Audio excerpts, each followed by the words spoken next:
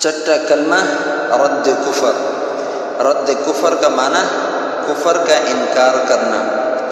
اللہم انی اعوذ بک من ان اشرک بک شیئا وانا اعلم به واستغفرک لما لا اعلم به تبت عنه وتبرأت من الكفر والشرك والكذب والغيبة والبدعة والنميمة والفواحش والبهتان والمعاصي كلها وأسلمت وأقول لا إله إلا الله محمد رسول الله۔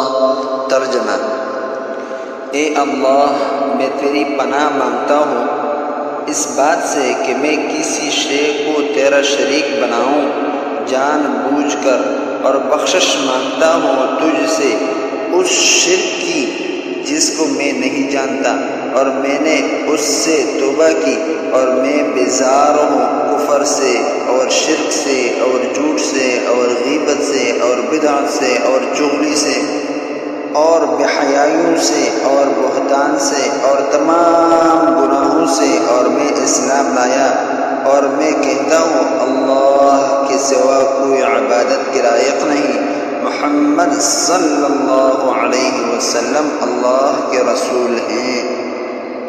دوستو، اسلامی ویڈیو کے لیے ہمارے چینل کو ضرور سبسکرائب کریں۔ شکریہ، جزاک اللہ خیر۔